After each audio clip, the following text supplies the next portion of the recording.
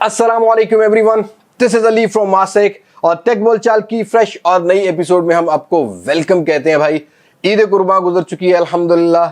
दुआ है कि अल्लाह पाक आप लोगों की दी गई कुर्बानी को अपने रास्ते में कबूल फरमाए और हम लोगों ने भी जितनी काविशें की उतनी कबूल फरमाए। कुर्बानी खरीदना भी एक बहुत बड़ी कुर्बानी थी और कुर्बानी अल्लाह के रास्ते में करना हमारा फ़र्ज़ है।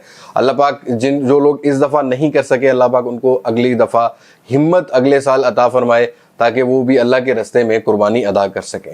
अब गोश्त वोश्त खा के आलसी पुणे को ख़त्म करते हैं। बहुत आलसी हो गए थे, रेगुलर आ चुके हैं। 7 दिन की छुट्टियां हमने गुजारी हैं, तो फाइनली हमने सोचा क्यों ना आप लोगों को अच्छी अच्छी न्यूज़ दी जाए और साथ साथ बता दिया जाए कि भाई अब क्या होने वाला है, क्योंकि बहुत सारी फैक्ट्रीज पाकिस्तान में लग रही हैं और साथ के साथ कुछ एग्रेसिवनेस होगी, लेकिन कहीं कहीं देर लगेगी, कहीं कहीं आपको जल्दी जो है प्राइजेस एग्रेसिव देखने को मिलेंगी। उम्मीद करते हैं आज वाली वीडियो आप पसंद करेंगे। कमेंट सेक्शन में जरूर शेयर कीजिएगा किन किन दोस्तों ने मिस किया, जिन्होंने नहीं भी किया वो भी अपनी राय कमेंट सेक्शन में जरूर शेयर कर सकते हैं। तो ज्यादा बोर नहीं करता, वीडियो शुरू करते हैं।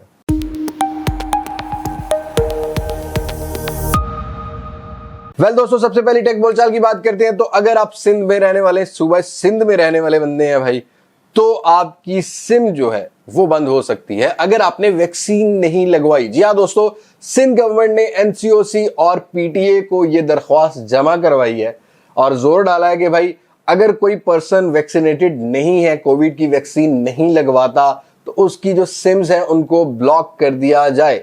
इसका मतलब ये है कि आपने वैक्सीन जरूरी करवानी है, वरना आज सिम ब्लॉक हो रही है, कल को ट्रैवल बंद हो जाएगा। पता लगे कि भी सिंध गवर्नमेंट या कोई भी गवर्नमेंट कहती है कि भी अपना घर का दरवाजा क्रॉस करने से पहले आपने वैक्सीनेशन वाला सर्टिफिकेट शो करवाना है कि आप वैक्सीनेटेड हैं, तभी आप घर में घुस सकेंगे। तो अगर आप रोडों पर रात नहीं गुजारना चाहते, आप अपनी सिम यूज करना चाहते हो और सिंध में रहते हो, तो भाई वैक्सीन करवा लो। वैक्सीन आपके लिए भी बेहतर है और जो बाशऊर आदमी है वो सोशल डिस्टेंसिंग भी रखता है और कोशिश करता है कि जरा दूर दूर से बात कर ली जाए। वैसे मैं भी वैक्सीनेट हो चुका हूं और यासिर भी हो चुका है। आप में से कितने दोस्तों ने वैक्सीन लगवा ली है, let me know in the comment section. लेकिन थोड़ा सा मैं गवर्नमेंट को भी कहना चाहूंगा कि भाई अगर आप बहुत फोर्स करोगे तो ह्यूमन नेचर है, शक व शुबात जरूर पैदा होंगे कि क्या वजह है कि गवर्नमेंट इतना फोर्स कर रही है कि वैक्सीन करवाओ, वरना तो भाई तुम्हारे लाइफस्टाइल को हम डिस्टर्ब कर देंगे। तो ये चीज जरूर मेरे ज़हन में भी कभी कभी आती है, बट हमने वैक्सीनेशन करवा ली थी क्योंकि हमें सेफ रहना है। Let me know in the comment section आप में से किस किस दोस्त ने वैक्सीन करवाई है, किस किस ने नहीं। और अगर आप सिंध में से हैं तब भी आप कमेंट सेक्शन में जरूर शेयर करिएगा करवाएंगे कि नहीं करवाएंगे। और अगली न्यूज की बात करते हैं। तो भाई इलेक्ट्रिक व्हीकल फ्यूचर है। भाई सब जानते हैं कि आने वाला दौर जो है वो हम लोग इलेक्ट्रिक जो कार्स होंगी उसके ऊपर बैठ के ट्रैवल कर रहे होंगे, लेकिन इस चीज को थोड़ा सा प्रमोट हमारी गवर्नमेंट भी कर रही है। बिकॉज हमारे यहाँ पर पेट्रोल कंजप्शन बहुत है और हमें पेट्रोल जो है वो बाहर से परचेज करना पड़ता है। ऑल्दो बिजली भी महंगी है, लेकिन बिजली किसी न किसी तरीके से प्रोड्यूस की जा सकती है। पेट्रोल निकालने के लिए बहुत ज्यादा मशीनरी रिक्वायर्ड होती है। तो पाकिस्तानी गवर्नमेंट ने, इससे पहले हम लोगों ने इस्लामाबाद में सुना था कि भाई इलेक्ट्रिक व्हीकल के जो चार्जिंग स्टेशन होते हैं वो लगाए जा रहे थे, लेकिन अब फाइनली न्यूज ये आ रही है कि M2 मोटरवे पर भी 2 चार्जिंग स्टेशंस का जो है वो इनॉग्रेशन कर दिया गया है। एक पिंडी पटिया पर है, एक बेरा पर है, क्योंकि ये लाहौर और इस्लामाबाद का ट्रैवल काफ़ी ज़्यादा दुनिया करती है रोज़ाना। तो उनको ये सहूलत हो जाएगी कि अगर वो इलेक्ट्रिक व्हीकल जो है वो रखते हैं अपने पास, तो उनको लाहौर और इस्लामाबाद का जो ट्रैवल है वो काफ़ी सस्ता पड़ने वाला है। उसके अलावा अगर GT रोड पर ट्रैवल करते हैं तो गुजरात के करीब भी एक इलेक्ट्रिक व्हीकल चार्जिंग स्टेशन को लगाया जा रहा है ताकि लोकल जो GT रोड से ट्रैवल करने वाले लोग हैं वो भी करवा सकें। लेकिन मुझे ये लगता है कि ये अच्छे इंप्लीमेंट है। साथ के साथ इलेक्ट्रिक व्हीकल्स का जो फ्यूचर है वो अभी 2-3 साल 4 साल लग जाएंगे, क्योंकि अभी भी हम लोग मेरान VX की तरफ जा रहे होते हैं, क्योंकि हमें चाहिए भाई छोटी अफोर्डेबल गाड़ी। लेकिन इलेक्ट्रिक व्हीकल एक बहुत फ्यूचरिस्टिक थिंग है और उम्मीद करता हूँ जब मेरे मुल्तान में कोई इलेक्ट्रिक व्हीकल चार्जिंग स्टेशन लग जाएगा ना, मैं पहले ही गाड़ी अपने लिए जो लूंगा वो इलेक्ट्रिक व्हीकल ही होगी। आप लोगों को कैसा लगता है ये इंप्लीमेंट? क्या फ्यूचर में इलेक्ट्रिक व्हीकल कार्स को परचेज करना चाहोगे? Let me know in the comment section. और पेट्रोल जैसी महंगी प्रोडक्ट से जान छुड़वाना चाहोगे? कमेंट सेक्शन में अपनी राय को जरूर शेयर कीजिए। और भाई ये तो बात हो गई इलेक्ट्रिक व्हीकल्स की, और साथ के साथ PTA वाला जो सिंध का चक्कर चल रहा है वो बात हो गई। लेकिन अगर बात की जाए सेलफोन इंडस्ट्री की, तो Xiaomi की न्यूज सबसे पहले ले लेते हैं, क्योंकि मुझे पता है कि भाई Xiaomi के फैंस आजकल थोड़े से डिसहार्ट हुए प्राइजेस को लेके आफ्टर रेगुलर ड्यूटीज। लेकिन हमने ये भी बताया था आपको अपनी टेक न्यूज पर, लास्ट टेक न्यूज पर, इवन वो न्यूज हमने ब्रेक की थी जिसमें हमने बताया था कि Xiaomi पाकिस्तान के अंदर असेंबलिंग यूनिट लगाने जा रहा है और 90 दिन का बताया जा रहा था। अब एक्सपेक्टेशन ये है कि मेरे जो सोर्सेज हैं उन्होंने मुझे ये बताया है कि आपको Xiaomi की जो असेंबल इन पाकिस्तान वाला बॉक्स होगा, फोन होगा, वो आपको कहीं अक्टूबर के राउंड अबाउट पाकिस्तानी मार्केट में देखने को मिलेगा। तब आपको प्राइसेस बहुत ज्यादा एग्रेसिव देखने को मिलेंगी। लेट सपोज अगर Redmi Note 10 आज पाकिस्तान की मार्केट में 32,000 का अवेलेबल है, तो अगर Redmi यहां पर इसको बनाता है, मतलब असेंबल करता है, तो यहां आपको 5 से 6,000 रुपए का प्राइस, 5,000 रुपए का, ये मेरा अंदाजा है, क्योंकि रेगुलेटरी ड्यूटी का डिफरेंस पड़ेगा, साथ के साथ कुछ कस्टम टैक्सेस का डिफरेंस पड़ता है, तो आपको इसकी जो रिटेल प्राइस है वो अंडर 30 की रिटेल प्राइस मिलेगी। आफ्टर डिस्काउंट वगैरह वो सारी चीजें चलती रहेंगी, तो आप जरूर वेट कर सकते हैं अक्टूबर का। अक्टूबर के बाद आपको प्राइसेस काफी एग्रेसिवनेस देखने को मिलेगी। ऑल्दो जो बाकी ब्रांड्स हैं जो पाकिस्तान में असेंबल भी कर रहे हैं, लेकिन उनके साथ भी ये प्रॉब्लम आ रहा है कि उनको कुछ प्रोडक्ट जो इंपोर्ट करनी पड़ती है, जैसा कि इन्फिनिक्स का Note 10 Pro है, उसका भी 1,500 रुपये प्राइस बढ़ा दी गई है। लेकिन ज्यादातर वो उन ब्रांड्स ने प्राइसेस नहीं बढ़ाई जो कि पाकिस्तान में लोकल असेंबल हो रहे हैं, और रियलमी ऑलरेडी फैक्ट्री को जो है वो कंप्लीट करने की कोशिश कर रहा है, और रियलमी C21 ऑलरेडी अवेलेबल है। ऐसे ही आपको ओप्पो की तरफ से भी कुछ प्राइस कट देखने को मिल रहे हैं। वीवो फिलहाल अपनी वही प्राइस स्ट्रेटेजी पे चल रहा है, लेकिन Xiaomi कहता है कि भाई हमारे लिए प्राइस भी मैटर करती है, हमने जरूर प्राइस को भी एग्रेसिव करना है, बट इन 2 महीनों में थोड़ा सा स्ट्रगल करना पड़ेगा उन ब्रांड्स को जो कि पाकिस्तान से बाहर से इंपोर्ट करते हैं प्रोडक्ट्स को, like Samsung, like Huawei, plus है, इनकी प्राइसेस हमें थोड़ी सी हाई देखने को मिलेंगी। अगली न्यूज की बात करते हैं तो Xiaomi Redmi जो है वो नेक्स्ट मंथ कोई बजट रेंज का फोन लाने वाला है। प्रोबेबली ये Redmi 10 भी हो सकता है, ये मिड रेंज सेगमेंट होगा, जहां पर प्रोबेबली आपको FCC सर्टिफिकेशन को देखा जाए तो 50 मेगापिक्सल का जो है वो रियर कैमरा सेंसर देखने को मिल रहा है। और Redmi की जो ये नंबर सीरीज होती है, नोट सीरीज के अलावा जो सीरीज होती है, जैसे कि लास्ट ईयर Redmi 9 भी देखा हमने, जहां पर हमें 20,000 रुपए की प्राइस अराउंड देखने को मिला है। तो इस बार भी हम लोग एक्सपेक्ट कर सकते हैं कि एग्रेसिव प्राइस होगी। ऑल्दो टैक्सेशन के बाद जब पाकिस्तान में ये असेंबल होंगे तो मजीद एग्रेसिव होंगे, लेकिन नेक्स्ट मंथ हमें ये कुछ देखने को मिलेगा, जहां पर फिलहाल इतना ही कंफर्म किया गया कि 50 मेगापिक्सल का रियर सेंसर, ये भी एक लीक है, रूमर्स है। जैसे इसकी कोई प्रॉपर स्पेसिफिकेशन कंफर्म होगी या लॉन्च डेट कंफर्म होगी, वो भी मैं आपको अपने चैनल पर जरूर बता दूंगा।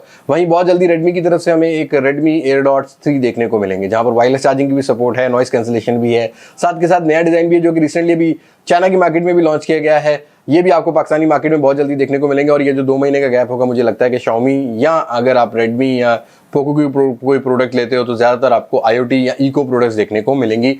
फोन्स के ऊपर मेरा भी यही सजेशन है कि थोड़ा सा हाथ रोक भी लें तो कोई बात नहीं, ऑलरेडी जो चल रहे हैं वो चलने दें, क्योंकि क्लैशबैक काफी आता है जब प्राइसेस हाई होती हैं और कंज्यूमर जो है वो डबल माइंडेड हो जाता है, कंफ्यूजन में आ जाता है कि यार अभी बाई किया जाए कि ना किया जाए, और ब्रांड के बस में भी नहीं होता क्योंकि रेगुलेटरी ड्यूटी इतनी बढ़ चुकी है। लेकिन अगली न्यूज की बात करते हैं तो ये पोको पाकिस्तान की तरफ से आ रही है। पोको पाकिस्तान ने अभी फेसबुक पेज पर रिसेंटली लीक किया गया, हम 28 तारीख को पोको X3 GT लाने वाले हैं। बहुत अच्छी स्पेसिफिकेशन जरूर है, लेकिन रेगुलेटरी ड्यूटी के बाद प्राइस के ऊपर थोड़ी सी बात होगी, वो हम अनबॉक्सिंग में ही बात करेंगे।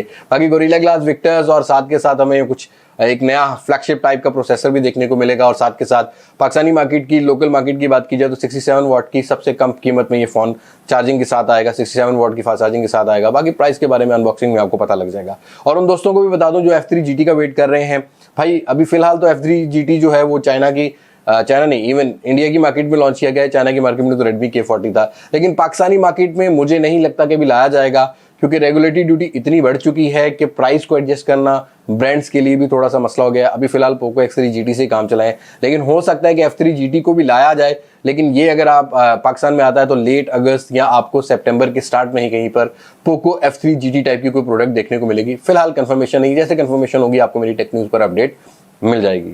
और अगली न्यूज भाई रियलमी की तरफ से आ रही है। और रियलमी ऑलरेडी फैक्ट्री के ऊपर बहुत ज्यादा काम कर रहा है पाकिस्तान की मार्केट में, और हमने देखा कि रियलमी C21 की प्राइस भी इस वजह से कम की गई है कि असेंबल इन पाकिस्तान आ रहा है 4GB 64GB के साथ। और मैं ये कहूंगा कि 20,000 रुपए की रेंज के अगर अंडर देखा जाए तो काफी अच्छी चॉइस है 4GB 64GB। और रियलमी UI की बात करें तो भाई 20,000 रुपए तक आपको वो एक्सपीरियंस प्रोवाइड करती है जो कि रियलमी के महंगे फोन में भी आपको देखने को मिलता है। तो काइंड ऑफ गुड थिंग है। हाँ, गेमिंग सेंट्रिक प्रोसेसर नहीं है, बाकी ओवरऑल बाकी कंपटीटर्स को देखा जाए तो भाई UI में रियलमी जो है वो कमाल करता है। और डिस्काउंट के साथ आपको मार्केट में 18 साढ़े 18,000 रुपए की रेंज में मिलता है 4GB 64GB वाला वेरिएंट, और साथ के साथ यहाँ पर बैटरी भी आपको बड़ी देखने को मिलती है। लेकिन अगर बात कर ली जाए कुछ और रियलमी के प्रोडक्ट्स की, तो नेक्स्ट मंथ हम लोग को ये बताया जा रहा है कि रियलमी C सीरीज का एक और फोन लेके आएगा जो कि MediaTek Helio G85 के साथ हो सकता है। काफी एग्रेसिव प्राइस होगी, प्रोबेबली इस मॉडल का नाम भी जो है वो C25S करके हो या C21S करके हो, इसी टाइप का कोई मॉडल होगा, यहाँ पर 48 मेगापिक्सल की एक्सपेक्टेशन भी है, क्योंकि RealmeC25 में भी ये देखने को मिल रहा है। और साथ के साथ असेंबल इन पाकिस्तान आता है तो एग्रेसिव प्राइस भी होगी, और Realme एक नई मार्केट में भी पांव रखने जा रहा है। जी हाँ दोस्तों, Realme अपना लैपटॉप जो है वो पाकिस्तानी मार्केट में भी एक्सक्लूसिव लॉन्च करेगा, जो कि हम लोग पहले भी इस लीग के बारे में बात कर चुके हैं। Realme की जो रीजनल मैनेजर है, इस रीजन की जो मैनेजर है वो आई हुई थी शेरी, जिन्होंने कंफर्म किया था कि Realme अब पाकिस्तान की मार्केट को बहुत ज़्यादा सीरियस लेता है। और मेरी भी मीटिंग हुई थी और बिलाल मुनीर की भी हुई थी, जिन्होंने बताया कि भाई फिलहाल Realme जो है वो पाकिस्तान को दुनिया में दूसरे तीसरे नंबर पर रखता है, इतनी बड़ी मार्केट समझता है। तो ये एक प्राउड मूवमेंट भी है और अच्छी बात है कि जब ये ब्रांड सीरियस लेंगे, पाकिस्तानी मार्केट को एग्रेसिव आएंगे और मजीद बिजनेस मिलेगा। जैसा कि हम लोग को पहले भी ये 2 सालों में बहुत सारी नंबर्स ऑफ वैरायटी सेलफोन में देखने को मिली है। लैपटॉप मार्केट में एक बहुत बड़ा गैप है, जिसमें मुझे लगता है कि अब इन ब्रांड्स को जरूर एंट्री करनी चाहिए। तो Realme बुक जो है वो आप एक्सपेक्ट कर सकते हो कि आपको Realme का जो लैपटॉप है वो अगस्त के लास्ट वीक में कहीं पर देखने को मिलेगा। और आप Realme लैपटॉप की तरफ जाना चाहेंगे, let me know in the comment section. Proper specification अभी हाथ में आने दें, फिर मैं आपको जरूर बताऊंगा। लेकिन मैं इतना बता दूं कि पाकिस्तानी मार्केट में बहुत एग्रेसिव आने वाला है। खास करके आपको ये एक हिंट दे देता हूं कि आपको 11th जनरेशन मिलेगा, Core i3 भी हो सकता है, Core i5 भी हो सकता है। बाकी कुछ की स्पेसिफिकेशन है, उनको हम डेडिकेटेड वीडियो में डिस्कस करेंगे। लेकिन अगर बात करें हम एक और ब्रांड की, वो भी एक नई मार्केट, नए एरा में पांव रखने जा रहा है, वो है Infinix। इससे पहले हम लोगों ने Infinix की तरफ से काफी एग्रेसिवनेस देखी है mid range segment cellphone industry में, लेकिन अब Infinix भी अपना लैपटॉप पाकिस्तान में लाने वाला है, जो कि रिसेंटली लॉन्च किया गया था ग्लोबल मार्केट में। Core i3 10th जनरेशन और Core i7, Core i5 10th generation हमें देखने को मिल रहे थे, जहां पर हमें एक ऐसी स्पेसिफिकेशन देखने को मिल रही थी जो कि पाकिस्तान में 1.5 लाख रुपए की रेंज में हमें ऑफर कर रहे होते हैं काफ़ी सारे ब्रांड्स, जैसा कि HP है, जैसा कि डेल है। लेकिन अब पाकिस्तानी मार्केट में Infinix जो है वो अगस्त के पहले कुछ 10 से 15 दिनों में ये लॉन्च करने जा रहा है, और मुझे ये लगता है कि ये एक बहुत बड़ा इम्पैक्ट होगा, खासकर लैपटॉप मार्केट के लिए, क्योंकि अब भी हमारे यहाँ पर एक माफिया ऐसा है जो कि काम कर रहा है रीफर्ब लैपटॉप्स पर, या अगर कोई लेटेस्ट लैपटॉप मंगवाता भी है तो ज़्यादा से ज़्यादा आपको यहीं पर जो है 80-90 हज़ार रुपए की रेंज के अंदर Core i5 देखने को मिल रहा होता है 10th जनरेशन का, या आपको उससे पिछली जनरेशन का देखने को मिल रहा है। तो ये एक अच्छे इंप्लीमेंट है। साथ साथ आपको इन लैपटॉप्स में SSD हार्ड डिस्क भी देखने को मिलेगी और बहुत सारी इंप्रूवमेंट है।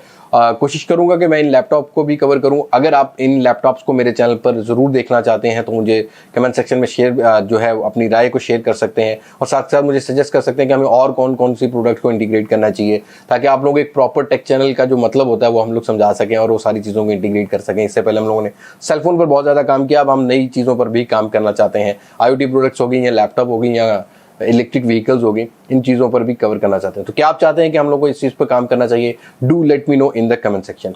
बात करते हैं अपनी आखिरी न्यूज़ की, तो वो आती है सैमसंग की तरफ से। जी हाँ दोस्तों, सैमसंग 11 अगस्त को, हमेशा से अगस्त में काफ़ी एग्रेसिव आता है, अपनी कुछ नई लाइनअप जो है प्रोडक्ट को लॉन्च करने जा रहा है। और यहाँ पर जितने भी टीजर दिखाए जा रहे हैं उसमें हमें Z Flip का नया मॉडल और साथ के साथ Z Fold 3 का जो है वो रेंडर्स देखने को मिल रहे हैं। ऑल्दो बहुत सारी जो है वो लीक्स निकल चुकी हैं कि भाई इनकी हिजीज ऐसी होंगी, इनके कलर्स ऐसे होंगे। मैंने ट्विटर पे ट्वीट भी किया था, अगर आपने अभी भी ट्विटर पे फॉलो नहीं किया तो कर लें, गरीब आदमी कभी कभी ट्वीट कर ही देता है।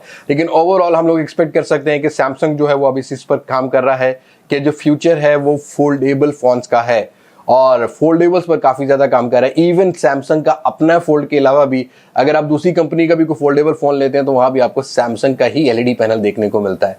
तो सैमसंग ये कहता है कि मेरा प्रोडक्ट ना भी लो, लेकिन पार्ट्स तो मेरे ही ले रहे हो, तो कहीं ना कहीं बेनिफिट सैमसंग को जा रहा होता है। लेकिन देखते हैं दवा कितनी एग्रेसिव प्राइस रखता है। मुझे ये लगता है कि कुछ ना कुछ तो एग्रेसिवनेस चल रही है, और सैमसंग भी अपनी फैक्ट्री पाकिस्तान में जो है वो बहुत जल्दी एक्टिवेट करने जा रहा है with lucky group, lucky cement वाले या किया मोटर्स वालों के साथ, जो कि बताया जा रहा है कि नेक्स्ट ईयर ही स्टार्टिंग जो होगी वो हो जाएगी। ऑलमोस्ट इन 4-5 महीनों में सैमसंग अपना प्लान जो है वो कंप्लीट कर लेगा।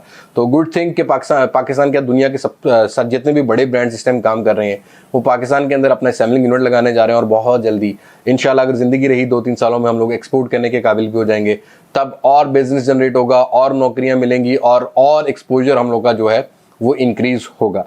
अब उम्मीद करता हूँ आपको आज की टेक न्यूज़ पसंद आई होगी, और आलसी पुनः हम खत्म कर रहे हैं, इंशाल्लाह रेगुलर हो जाएंगे। Do let me know in the comment section कि हमें और मजीद क्या क्या चीज़ों को इंटीग्रेट करना चाहिए।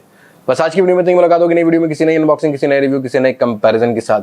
तब तक मुझे इजाजत, मैं हूं लिबास मास्टेक से पाकिस्तान, अल्लाह हाफिज़।